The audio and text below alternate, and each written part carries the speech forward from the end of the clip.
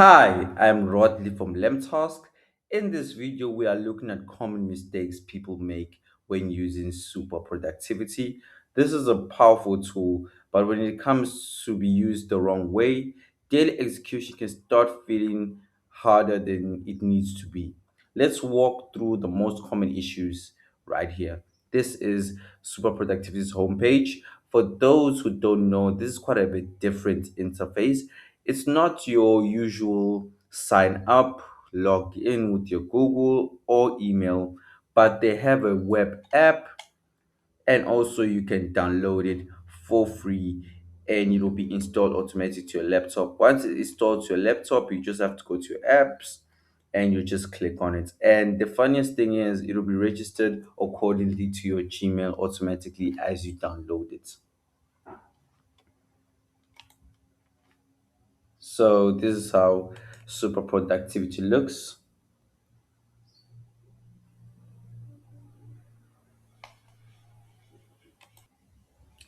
First thing people make as a mistake is overusing timers and matrix.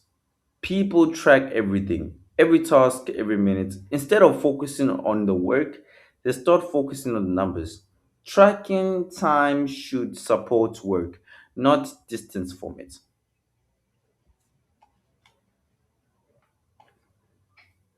The second mistake is too much task switching.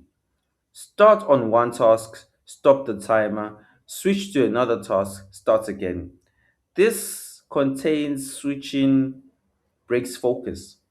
The tool encourages awareness, but too much switching hurts execution.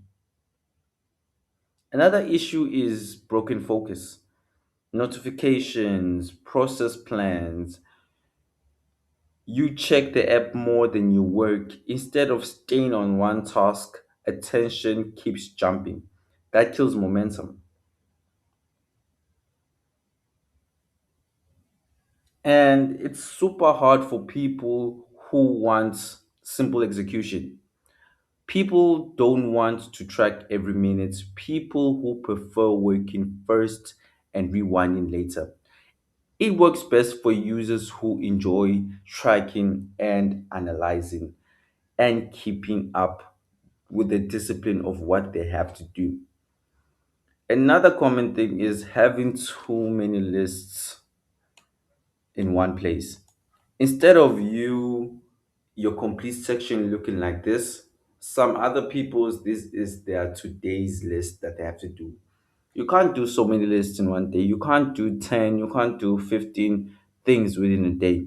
You need a shorter list. You need at least 3 to 4 things that you're going to do on a daily capacity so that you don't overload the things that you have to do. If you see yourself that you have 11 to 12 things to do, you start spiraling before you even do.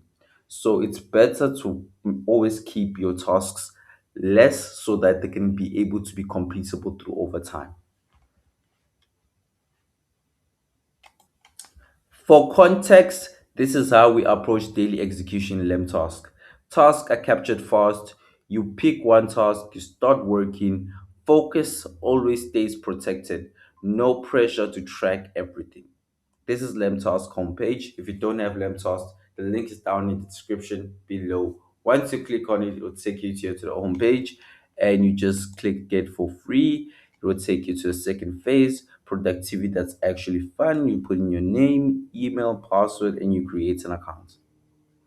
This is how LemTask dashboard looks like. A whole lot of great ways to help you see your productivity levels on how you're doing. But for now, I just want us to stick here to the voice, to the brain dump. So I want to show you the start voice section. I highly emphasize it because it makes the life so much easier. It allows me to schedule everything by just using my voice. I'll just make 2 examples for you right now. Sending invoices out today. Once that is done, I just extract. As you can see, it's already been putting my date for me. I add the time. I choose a low, medium, or high priority this is for me. Then I just boom add that into my section, and I'm just gonna go again.